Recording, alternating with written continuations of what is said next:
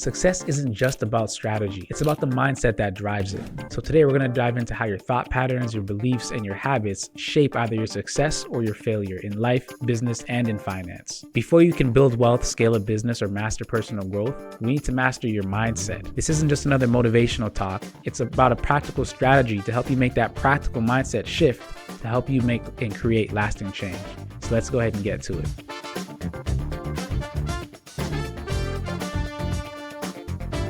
What's going on, everyone? Welcome to another episode of the Success Spectrum podcast. I'm your host, Kadeem McLean, and today we're talking about a topic that's very close to home for me, mindset. I love talking about this topic, and really one of the main reasons I love to talk about it is because mindset is foundational to everything. Without a proper mindset to become a great father, to become a great husband, a great wife, great mother, you will not become one. Without the proper mindset to be a great friend, to be a great business owner, an entrepreneur, a CEO, you will not become one. Mindset ties into every area of life, and that's why I love to talk about this topic. We got a good episode, a great episode queued up for you, and we're going to go ahead and get to it. So what role does mindset play when it comes to success? We have a saying in one of my businesses, and it's 90% mindset, 10% skill set. Skills are important. Strategy is absolutely important. However, if you have a great skill set, you have a great strategy, great. But even trying to implement that strategy, those skills, without the right mindset, you're going to quit sooner than later. It will not work out for you, more than likely. You might have all the skills to be able to sit with clients and go through this whole process to get them to a sale at the end of the day or a purchase at the end of the day. But if you don't have the belief in yourself that you can do it, they will smell it. They will smell that you don't believe in yourself or believe in your product, and then you won't be able to get that sale. So even with the right strategy, the right skills, you cannot be a great salesperson, let's say, if you don't have the right mindset, right? So, and this I think comes down to fixed versus growth mindset, because with a fixed mindset, you believe you have all the skills that you will ever have. You cannot grow, you cannot get better no matter how much you practice. You are born with the skills and your reservoir is already filled. You can't get new skills. You can't grow the skills you currently have. This is all you have. And one of the reasons why we have to understand this piece is because with the fixed mindset, with that great strategy, you're not going to be consistent in that strategy because you're probably going to try something once. And if you fail, oh, that's not for me, because you don't think you can get better in that thing. You don't think you can grow or learn from somebody else how to do it better. But with the growth mindset, you believe you can learn, you can grow, you can get better. You can practice and get better with your skills and hone your practice, right? Through practice, through mentorship, however you go about it, but you can grow. So you will try it. And oftentimes for me, speaking personally, if I attempt something and I see it doesn't go so well, I'm like, okay, challenge accepted. And then I go again and see until I become successful at the thing or until I become better at the thing. So with that growth mindset, it is required to, of course, grow and go after success in life, because with that fixed mindset, you can only go so far. So that's a difference in terms of how a fixed mindset versus a growth mindset would look at failure, how they view it, right? Because again, mindset determines everything. It's the perspective in which you see the world, right? That lens. So without the right mindset, you will not become successful. Now, we got to talk about the science behind it. There is some science behind it because, again, that fixed side, you don't believe in, I guess you can look at it this way. I just thought about it. With the fixed mindset, because you don't think you can grow and learn, you don't believe, I guess, in neuroplasticity. You don't understand it or think that it's a thing. And what neuroplasticity is, it's your brain making new neural connections, right? And from a growth mindset, as you practice, as you get better, as you learn new things, new connections are being made in your brain, neuroplasticity, because the brain grows and it makes new connections. As you get exposed to new information, as you start practicing new information, you start doing something different, you're in a new environment, your brain is making new connections regularly. This is important because your intentional thoughts and habits determine which connections are being made. If I'm constantly practicing the guitar or piano or whatever the case might be, then I'm getting better at the thing and new connections are being made in my brain. On a fixed mindset, that's not happening. Or it is happening, but you don't think it's happening. Because you're not even going to try to practice. That is some of the science behind this. And then here's a quick little thing as well. I'm sure this has happened to just about everybody listening. There's something called the reticular activating system. You've probably bought a car before or decided you want to go buy a certain car. And once you've made that decision, or once you buy it and you drive it off the lot, you see that car everywhere. when you didn't see it before? That's because of the reticular activating system. Our brains, they are naturally wired to filter out information. There is so much information that if our brains let that information through, it'd be information overload. So what happens is this reticular activating system has to only let in and filter in the things that are important to us, important to our survival, important to our growth and to our life, the things that we care about, right? So now you care about that car. It has something meaningful in your life. It filters in that information. You see it everywhere now. Not that the cars weren't on the road before. They were. You just didn't notice it because it was being filtered out from your reticular activating system, right? Your RAS. So the great thing about this is you can use this to your advantage. We talk about affirmations, which we're going to talk about a little bit later. We talk about putting up your goals, your visions, and the more you say those things aloud or you look at these things, the more they become apparent and important in your life, the more your brain filters these things in. So we'll talk a little bit about that as we go. Let me give you some real life case studies to prove to you that the mindset, your mindset is foundational to success. J.K. Rowling. I don't know if you're a Harry Potter fan or you're a Lord of the Rings fan or you're neither. At first, I was neither. Throughout high school, throughout elementary, I was a fan of neither of them because I didn't watch either of them, right? And I remember growing up throughout high school, you know, friends' houses and parties or even elementary school rather, they might watch Harry Potter. And for me, I was like, okay, I'm not into this stuff. Cool. I'll talk during the movie or whatever the case was. But high school, or rather college, my cousin sat me down and said, Kadeem, we're going to have a Harry Potter marathon. Now, he fell asleep before the opening credits finished. That's another story. But I was hooked once I watched it. I was like, whoa, why didn't I watch this sooner? Because it's a good movie, right? And for all of you who are Harry Potter fans, you know what I'm getting at. But J.K. Rowling, the person who created it, she was actually denied by multiple publishers. Ironically, it was actually the first book I read, now that I think about it. Grade 2, Harry Potter, the first one, was the first book I read, the first full novel that I read. But again, even though I read it then, I wasn't interested. I didn't read any other books. I didn't watch any of the movies up until that college day, which I just told you about. But going back to the author, she was turned down multiple times from multiple publishers as a single mother on welfare. So what did she have to do? She had to make that mindset shift from self-doubt to self-belief. And if she didn't make that shift, we wouldn't know Harry Potter. But because she made that shift and she stuck with it, she had a growth mindset. Now we know about Harry Potter. Some of us love it. Some of us are fanatical about it. Another example of this would be Howard Schultz, right? The creator of Starbucks. He had a belief or thought process that business is mainly transactional. And once he understood that it's not transactional, he took his local coffee shop, Starbucks, and made it a global brand because he now believed in culture. He now believed in, the benefits for the employees, the benefits to the customers, and making sure essentially everybody's having a good day.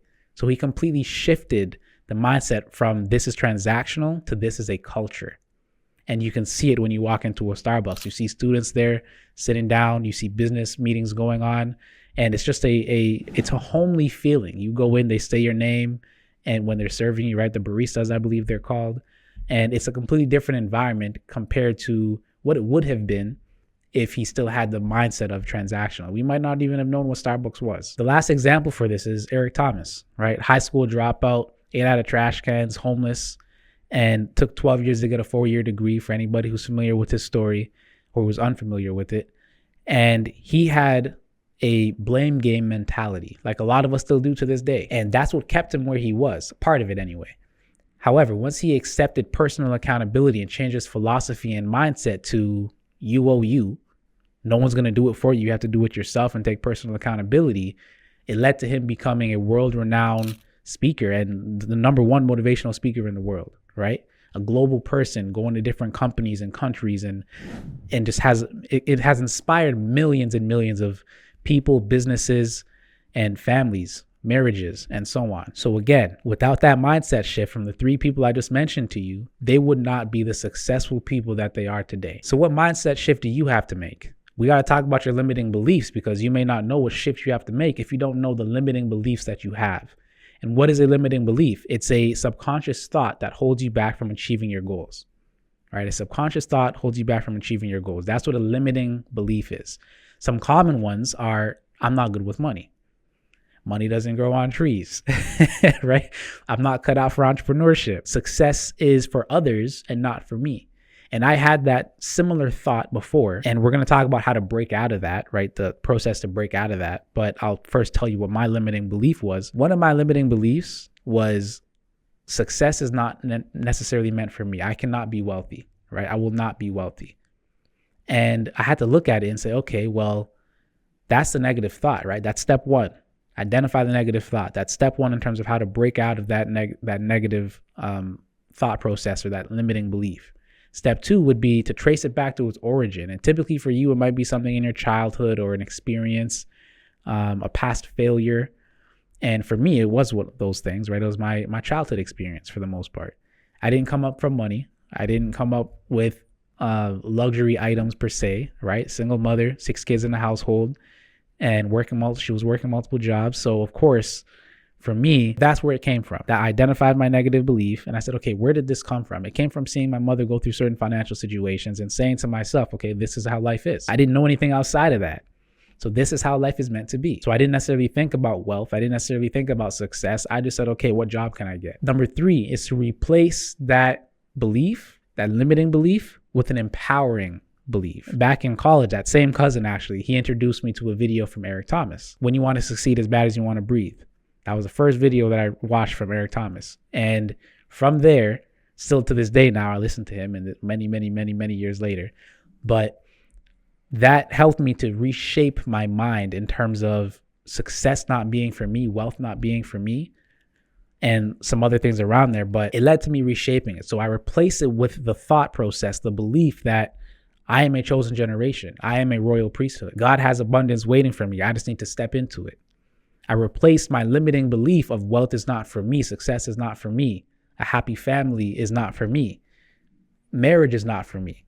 I replaced it with certain principles that I've learned throughout the years and have adopted throughout the years. And now here I am today, of course, still going after certain things, but I don't have those limiting beliefs anymore. It's just a matter of me doing what needs to be done to become that person or step into that lifestyle or receive those gifts that God has for me. So for you, again, what are those limiting beliefs? Identify what it is.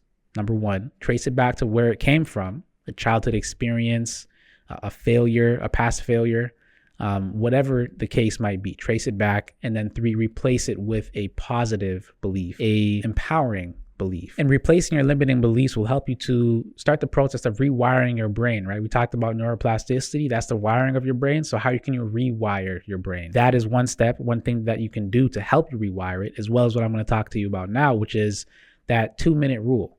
And what the 2-minute rule is it says anything that can take you, a lot of us come up with to-do lists, right? A lot of us have a to-do list for the day or for the week or however you go about making your to-do list.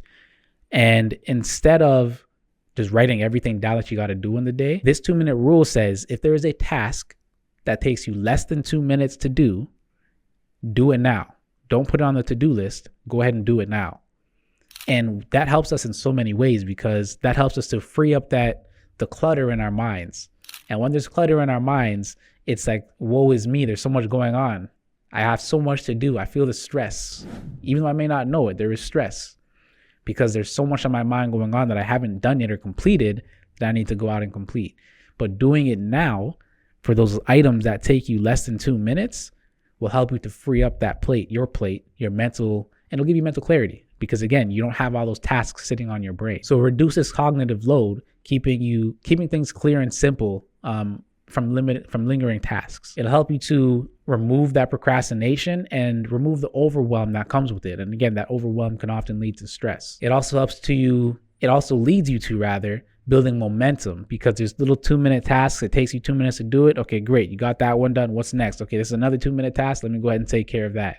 And that helps you to build momentum. And once you have momentum, it's easier to keep going as opposed to starting from inertia, because inertia is the hardest thing to break. And inertia is a standstill, no movement. And think about it this way: a standard vehicle. You start off in gear 1. Gear 1 is the most powerful gear. Why? Because it needs all of the power to get the car from a standstill or even rolling back. Because for anybody who's driven standard, when you're on a hill, you're rolling back when you're in gear, or rather when you're in neutral, or when your foot's on the clutch. And if you're at a red light and you're on that hill, you got to go into 1 and you got to catch it as you're rolling back to move forward. But gear 1 can do that. The other gears might not be able to do that because they don't have as much power. But once you get going, the higher you go up in the gears, the less power the gears have. So gear 5, gear 6 has a lot less power than gear 1 because you're already moving when you're in gear 5 or gear 6. You don't need as much power to keep going. The momentum is already there. So you just need to help the momentum a little bit, keep it going, which is what gear 5, 6, and for some of you, maybe 4 is for. However, gear 1 is to get you going. All right. So that's why inertia, again, is the hardest thing to break. That's why it's wired that way. The vehicles, they're created that way because they know gear 1, you need all that power to get you moving. So once you have that momentum from doing these 2-minute tasks, you can keep moving, keep going. And you've built that momentum from doing little 2-minute tasks instead of tasks that are going to take you 45 minutes, an hour. But instead of putting it on your to-do list, which I'll get to it tomorrow, you took care of it today, which to me is a better feeling because I got this much done today as opposed to, oh, I'll do those little 2-minute tasks tomorrow. Do you have a child in your life who loves to color? A niece, a nephew, a son, a daughter, a neighbor? Remember when we grew up, we did A for apple, B for banana, and so on? There's something new in town. It's going to change generations financially. It's called Money Magic, ABC. This is a financial coloring book. They get fun pictures to draw, to color in. But instead of A for apple, we got A for asset. We got B for budget. We got C for crowdfunding. This is going to, while they're enjoying themselves, teach them the financial terms that we didn't know growing up. The financial terms that some of us still don't know. Financial literacy is key and vital. And instead of learning A for apple, learning A for asset at such a young age, it's going to change their financial mindset into the future. They'll be able to start off ahead of the ball, right? Ahead of the game. So go ahead and get yourself a copy and give this gift. Give the gift of financial literacy to your children and the children in your life today. Go ahead and click that link in the description and get yourself a copy. And some examples of these 2-minute tasks are responding to quick emails and texts. I couldn't tell you how many times I sat down at my computer, let's say for the day, and I'm like, you know what? I got some emails I got to reply to, some customer emails. I got this email coming in, this text message. It's a lot. It's a lot. Maybe I should do it tomorrow. I end up doing it that same day, within maybe that hour or whatever the case is. I'm like, okay, good. I feel relieved. I did it, right? Something so small. And it may not have been anything big in terms of me leading to, tangible success. However, my mind is more clear. I feel more energized. I got rid of those, or I took care rather of those tasks. So my client's probably happy because they received the email response from me. And I'm happy because my mind is more clear. I don't have to stress. Now for the rest of the day, if I'm relaxing, great, I can relax. Or if I'm moving on to other tasks, I don't have to worry or have this thing hanging over me of these emails that I didn't send, right? Washing a single dish after a meal, instead of letting it pile up and having to wash 20 dishes, wash your dishes from that meal. I like to cook as I'm cooking, I like to wash the dishes as well, right? That way, when I'm done, I don't have to do a whole load of dishes, but I can just do some dishes at a time. And by the time I'm done cooking, I might only have 1 or 2 items left to clean. So that's another example of maybe a 2-minute task if you want to look at it that way. Sending a follow-up message or booking an appointment, another 2-minute message, or rather 2-minute task. So what are these 2-minute tasks that you can do? Instead of putting them on your to-do list, do them now, do them immediately, because again, that builds momentum. And you can use this to build habits as well, right? So when it comes to building habits, you can reduce your habits to a 2-minute version. I've said this before. Instead of sitting down and saying, you know what, I got to read 30 pages. I got to read 20 pages a day. Great. It's a good goal, but maybe you're not there yet. Maybe you're not so used to reading or comfortable with reading to the point where your eyes can stay open. Maybe we need to start a little bit further back. Maybe you need to read 5 pages a day, maybe 1 page a day. Maybe you need to read a couple paragraphs a day. And that reduces it to, it's only going to take me 2 minutes to do it, 5 minutes to do it. And therefore, I don't feel so stressed about starting the task. Because if you say, I have this 20 pages, I'm going to sit down and read straight every day, this time, every morning, this time, you're probably not going to do it. And when you say it's a little 2-minute task, I'm going to read 1 page a day, for example, you're more likely to get started because it's not going to take you too much time. It's less daunting. And guess what? When you sit down to read that 1 page a day, you're probably going to read 5 pages. You're probably going to read 10. You might read 15. Who knows? But because you only said it, you're going to read 2 pages, or rather 1 page, you actually started. And that's one of the biggest differentiators between those who are successful and those who often fail and quit. Is those who fail and quit, they don't often get started. And when they do, they quit quickly. Those who are successful, they get started often a lot quicker than those who fail and quit. And when they do get started, they stick with it. They iterate, they make changes, and they keep going, they stick with it. So again, reducing your goals or your habits to those 2-minute tasks, that'll help you to get started. And of course, over time, you can increase it to 5 minutes, 10 minutes, an hour, whatever the case might be based on your goals. So one of the big powerful things about the 2-minute task is it helps you to reduce overthinking. And if you're like me, you are an overthinker. And about 60% of the world, I'd say, is an overthinker. We're overthinkers. So again, hi, I'm an overthinker as well. Recovering overthinker.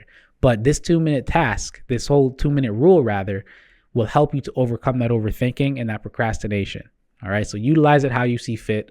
And it's a great tool, great resource. Definitely go ahead and use that one. Another tool we can use to rewire our brains is visualization and goal alignment. And what visualization is, I know a lot of you might say, oh, it's not very practical and so on. Great. Then why do Olympic athletes use it and high performers use it? To help them increase their performance. If it's not practical, why do they do it? We might not be going after an Olympic gold medal or anything along those lines. But again, if they use it and it works for them, maybe we should apply it, right? Learn from the successful people that are out there, and let's apply what they do, whatever we see fit, of course, whatever is in alignment with us and works for us, but utilize the strategies that they're using for our own lives and reframe it in our own way to what helps and works for us. So visualization, why does this work? Or what to do rather? Visualize the success you want in life, right? Whether that's a happy marriage, happy kids, happy wife, happy life, whatever the case might be, right? Visualize your success in business. Visualize your success financially. Whatever you see, if you want to be if you want to be a speaker, professional speaker is the word I was looking for, picture yourself on big stages, talking in front of 100 people, 200 people, 1,000 people, right? And visualize yourself doing that. Maybe even take pictures on your vision board, put it up somewhere in your house. I know people who would take pictures or drop vision statements and goal statements and affirmations even, and put them up on their bathroom mirror. So when they're brushing their teeth in the morning and at night, they see it, they read it out loud, or they read it to themselves in their head, or however they go about it. But it's placed in different areas of their home so that they can't avoid it. It's in their face. And guess what that's doing? That's reactivating that RAS, right? The reticular activating system, because now you're constantly seeing it. It's important to you. What are the things that are going to help me lead to that, or going to help me get that? Now your brain's going to filter those things in. So again, this is important because visualization, once you see yourself as successful, the brain will do what it can to help you achieve that. But that's why it's important to define every detail you can about that visualization when you do it. So if you visualize for 5 minutes a day, which is what we can aim for, I know it sounds like a lot in this day and age, but 5 minutes a day. As you visualize, figure out every single detail. Who's around you? How do you feel? What are you doing? What kind of room are you in? If you can get as detailed as what color are the walls, or where are you in the world? Are you in the States? Which state are you in? Are you in Canada? Which province are you in? Which city are you in? The more detailed you can get, then the more your brain can work on filtering those things in and making those things happen, right? Of course, you need to take action. It's not just about the visualization, but visualizing it will help you to form what it is you want and to move in that direction. When we talk about goal alignment, for example, if you have a financial goal in, 20 years, let's say, in 20 years, you want to save X amount of dollars. Okay, cool, great.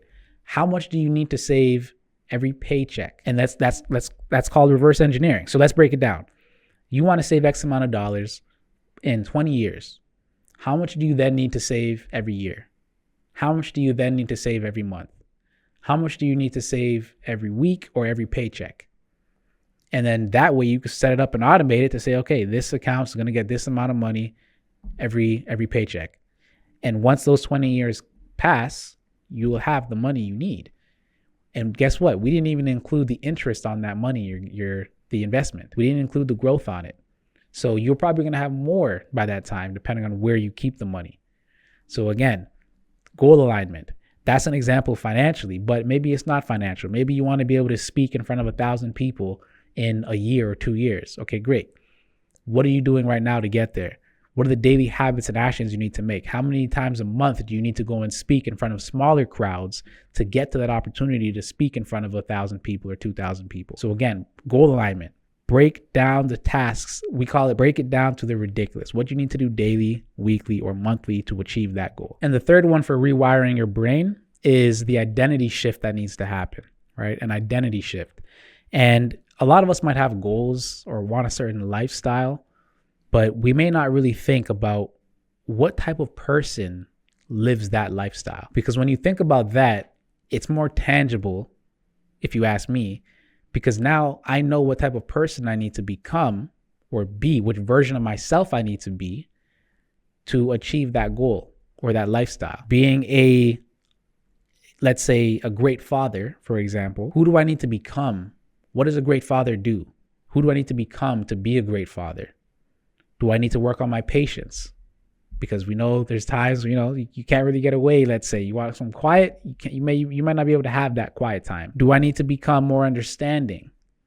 Do I need to spend more time speaking to my kids, right? Do I need to be more sociable? Do I need to become a better teacher in terms of teaching them life lessons? So again, what type of person do I need to become? What identity shift do I need to make from where I am now to become this type of person who does achieve these things or have that type of lifestyle that I'm going after? That is the aim. That is the third step here in terms of how to rewire your brain. What identity shift needs to happen? Because there's things that we say to ourselves which we identify with, such as, I'm trying to be an entrepreneur. Okay, great. If you're trying to be an entrepreneur, I don't understand. You're trying to be an entrepreneur, or are you an entrepreneur? Those are two different things. Trying to be an entrepreneur means, I'm trying out this thing. I'm going to see if it works and yada, yada, yada. However, I am building an entrepreneurial empire. That's different. Or I am a successful entrepreneur. That's different. How do you identify yourself? Because in my mind, if I just say, I'm doing these things on the side, great. It'll always be a side business. It'll never be your full-time business that brings in all the revenue you want it to bring in, helping the people you want it to help, because it's a side business. I am an entrepreneur building my empire versus I'm trying to be an entrepreneur. Two different things, two different mindsets, two different identities. So how do you put this into practice? Your I am affirmations. I am amazing. I am an amazing entrepreneur. I am an amazing speaker. I am an amazing communicator. I am an amazing father, mother, husband, sister, so on and so forth, right? How do you identify yourself? Because that identity shift is so important. If you identify with somebody who is broke, you will probably stay broke. If you say, you know what, I'm building my wealth, or I am a wealthy person, I am a person who comes from wealth, I am a successful person, whatever that means for you, great.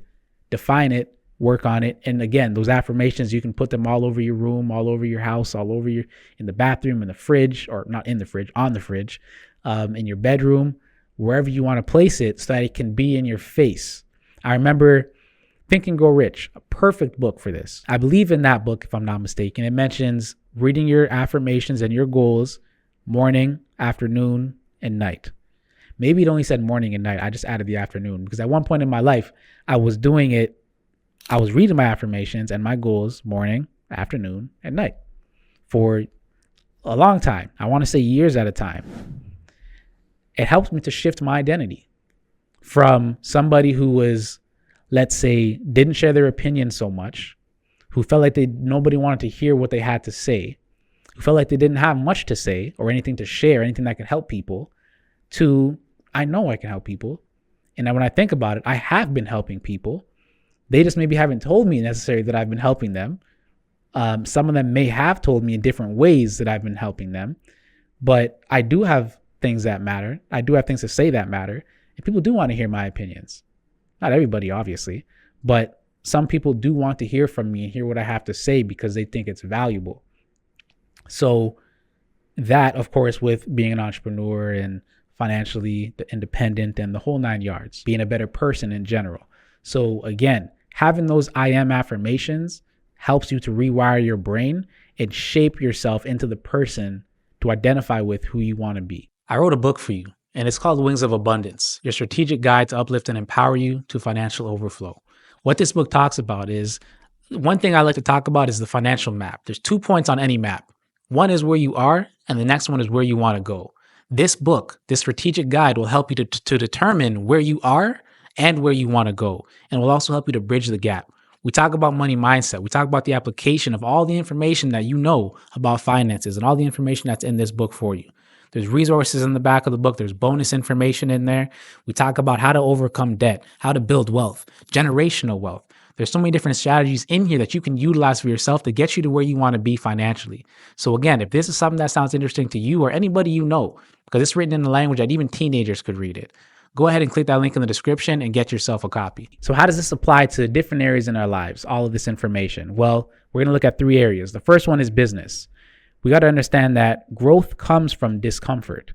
So if you are comfortable in your business and you have been comfortable for a long time, you're probably not really growing. You're probably just doing the same mundane thing. They're not mundane to you because you're happy with it, but you're probably still doing the same things that you've been doing day to day, which is leading to no growth. It's keeping you exactly where you are. Guess what? You need to take a risk. If you want growth, I'm saying, you've got to take a risk.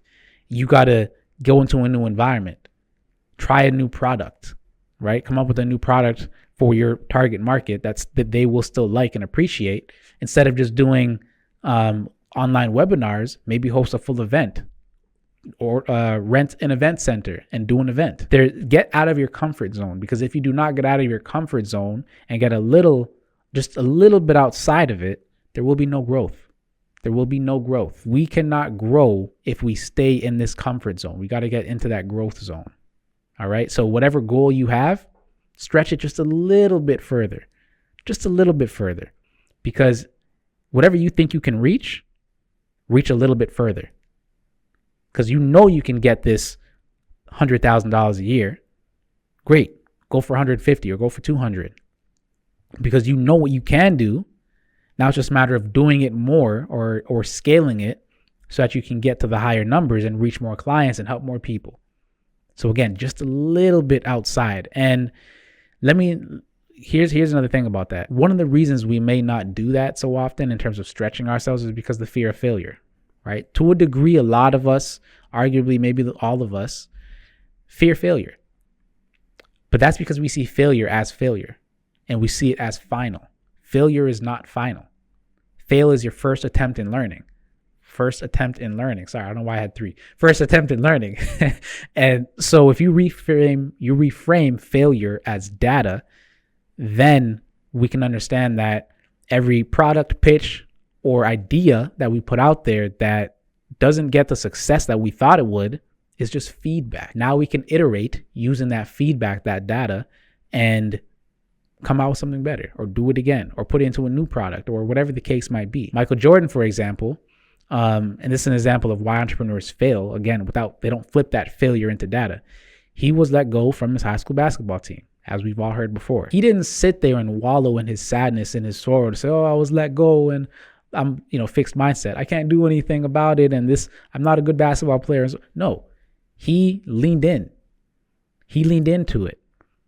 He honed his basketball skills. He continued to practice and got better. And he took on the challenge with a growth mindset to say, you know what? No, I'm gonna practice. I'm gonna get this thing done, and I will make it happen. And of course, what did that lead to? That led to him he took that as data, right? I need to train harder. I need to improve my skills. I need to refine my game.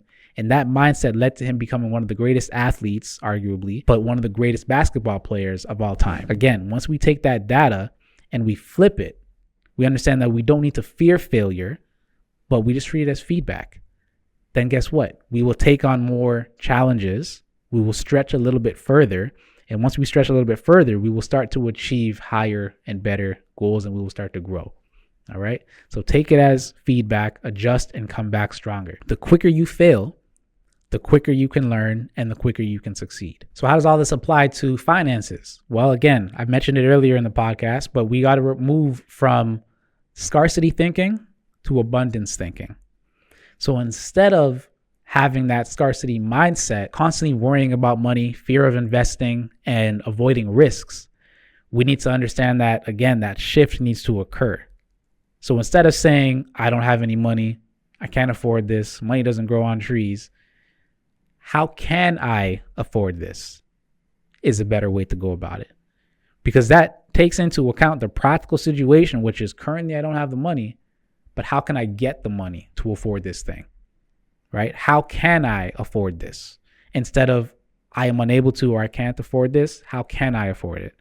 Instead of thinking money doesn't grow on trees, guess what? Honestly, let me tell you real quick. Sorry, side note. Money doesn't grow on trees. You're right, it doesn't.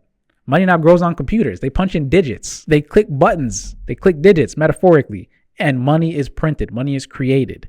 So you're right, it doesn't grow on trees. It doesn't grow anywhere per se. They just have to press certain buttons on a computer and create money for the most part. Again, get rid of these limiting beliefs. Get rid of this scarcity thinking and reframe it, replace it with something that's actually beneficial for you. So again, instead of I'm not able to afford it, how can I afford it? I don't have any money. Why don't I have any money? That's something to think about. What can I do to make sure I do have money? Because when you look at it, you'll realize, no, I do have money coming in, but I'm just spending it unnecessarily in places that don't matter or do anything for me. Okay, so with this money coming in, how much do I need to put aside every month to build up $5,000 for the year? Take that $5,000, break it down for the month, break it down for the paycheck. Now you know how much you need to put away every single paycheck to get to that $5,000 goal for the end of the year. Money affirmations is another thing that you can do in this area, which again is, as an example, money flows easily and constantly in my life. You can utilize that to rewire your financial brain, right? To rewire your financial beliefs, to say money comes to me easily and constantly in abundance. I am abundance. There is abundance out here. Instead of thinking scarcity and blaming wealthy people, don't worry about them. What are you doing for yourself to make you and your family wealthy? Because that they did what they had to do to make their family wealthy. What are you doing for yourself? If you think they didn't do it the right way, okay, great. What can you do and how can you do it the right way? Because there are ways to make it wealthy, to be wealthy while still doing the right thing. So again, stop pointing fingers. And like Eric Thomas, I told you earlier, you owe you. Point your fingers at yourself. How can I do better? What can I do to get to this goal? And overcome that scarcity thinking and move into abundance thinking. So how does this all apply to your personal growth? There's something called the confidence loop. And the confidence loop says the more you act, the more you build competency. The more you build competency, that builds confidence. And the more you build confidence, the more action you'll take. At the end of the day, acting more, taking more action, being more action oriented will help you to build that confidence.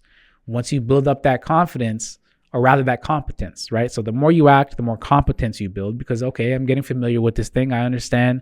Okay, I don't want to do that again because I remember when I did that before, it didn't work. So I'm going to do this. Okay, that worked better. You're getting more competent with it. As you get more competent, you become more confident because now you know you've done it 5, 10, 11 times, 20 times. And now I am more confident in my abilities to complete this thing. That now leads to you taking more action. I'm going to now put my hand up when my manager asks me if I want to take on this task because I've done it 20 times already. I know it. It's easy. I can do it no problem. I'm confident in my abilities and my competence, my skill to do this thing. So yes, I'm going to act and do that thing. Maybe it'll lead me to a promotion. Maybe I start my own business in this thing now because I'm so comfortable doing it. I've done it hundreds, thousands of times that I'm going to now start my own business doing this very thing. That's the confidence competence loop. So that will help you to shift your mindset there in terms of your personal development or your personal growth rather to a level of, okay, I know what I'm doing and it's going to lead you to act more, right? Build up that competence, that confidence, which leads to more action. You can also get some daily wins, some small daily wins. What can you do every day that's outside of your comfort zone? Just a little bit outside of your comfort zone. Do something every day that's a little bit outside. If you don't like making phone calls to people, let's say you do have a business. I know this is on the personal side, but let's say you do have a business. You don't like making phone calls to people for sales calls, let's say. Every single day, make one. Just one phone call. And make sure you get somebody on the other line. The voicemail doesn't count, but make sure you call somebody and speak to them to try to, make that sale, let's say. After doing that for about a month, you're probably going to be calling more than one person a day, because now you've built up that competence, you've built up that confidence, and now you're going to say, okay, if I did this for this month and it led me to making an extra $1,000 a month, if I just make one extra call every day, I could probably get $2,000 per month, because the more calls lead to more sales, or rather lead to more people hearing your idea, which leads to more sales. And guess what? You've built up that competence and that confidence in yourself. Another way you can do this in terms of the personal growth is, okay, the gym. Don't worry necessarily about doing everything at once, eating cleaner, drinking better, drinking more water, drinking less juice and pop and so on, and getting to the gym and exercising and working out. Don't worry about doing that all at once. It's a lot. If you can, good for you, do it. But step by step, let's cut out the junk first, right? Minimize the junk. Let's go for a walk every day, a 5-minute walk every day, as opposed to, I'm going to stop eating junk. I'm going to drink all the water I can and drink nothing but water. I'm going to go on a vegan diet for the rest of my life, and I'm going to exercise for 2 hours every day. That's a lot. You're not going to do it, more than likely. That's a lot, right? So go back again, break it down to the ridiculous. So daily wins. Did I drink 1 bottle of water today? Check. Okay, great. Good for you. If that's not it, did I go for my 5-minute walk today? Check. Did I exercise today? If I actually go to the gym? Check. Did I eat junk today? No, I didn't. So that's a check, right? Or did I avoid junk today? I should say. Check. So whichever area you want to focus on, and guess what? 2 weeks go by, a month goes by, you're going to add more to it. So instead of working out or walking for 5 hours or 5 minutes rather, you might walk for 10 minutes. You might walk for 20. So again, daily wins, because at the end of the day, you get those daily wins in, that builds the momentum, that helps you to feel good, that helps you to get towards your goal, move towards it, and it helps you to start building upon it. So resilience building. Reframe setbacks as part of the process. Understand that failures are a part of the journey. You will not be successful without failing. You will not be successful without unsuccessful attempts. Nobody who is successful that I know of has become successful without failing first. And again, first attempt in learning. You first fail. The more you practice and try and fail and get that data, the more that leads you to becoming successful. Without collecting that data, you will not be successful. So yes, you will fail. It's a part of life. And I congratulate you on your failures. Why? Because if you didn't quit and you are still going, that means success is around the corner. So I congratulate you on it. Understand, it is a part of the journey. You will not get there without going through failure. And to help you with this part, develop an anti-fragile mindset. What does that mean? You got to understand how to thrive under pressure instead of breaking down. Thrive under pressure instead of breaking down. Woe is me. Again, change your mindset. Woe is not you. Everybody has their struggles. Even employees, if you stay there as an employee, you have your struggle. If you're going into business, you have your struggles, right? 2 different struggles. But at the end of the day, we all have different goals, different desires, different definitions of success. So again, you choose for you, but develop an anti-fragile mind to understand that you will face failures, you will face trials. It's just a matter of overcoming them and keep going. So the key takeaway here, I hope you understand and you believe it now. Success starts with the mindset. The mindset is a vital piece to your success in whichever area that you think of or that you want success in. Now, understanding that, what I'd like you to do is grab a piece of paper and your notebook, whatever the case might be, grab a pen, pencil, marker, and identify one limiting belief in your life, your business, or your finances. Write it down. Now, what I'd like you to do is replace that limiting belief either under it, to the side, or however you want to go about it on that paper. But I would say mark, let's say, a line down the middle or under it and write your new empowering belief. And then even if you like to, you can cross out your limiting belief, because this new belief, that empowering belief, that's the one you now you now identify with. We're replacing our old beliefs with new beliefs, empowering beliefs. Replace the limiting belief with the empowering belief. So hopefully this episode was helpful for you. Hopefully you got something out of it. On episode 35, the next episode, now that you've mastered your mindset, it's time to start thinking strategy. Let's talk strategy for the mindset. And that's what we're going to do in the next episode. So I'll walk you through how to take your vision and turn it into real results. Take your vision and turn it into real results in your bank account, your business, and your personal life. That's what's coming next week. So tune into it. All right. I'll see you in the next one.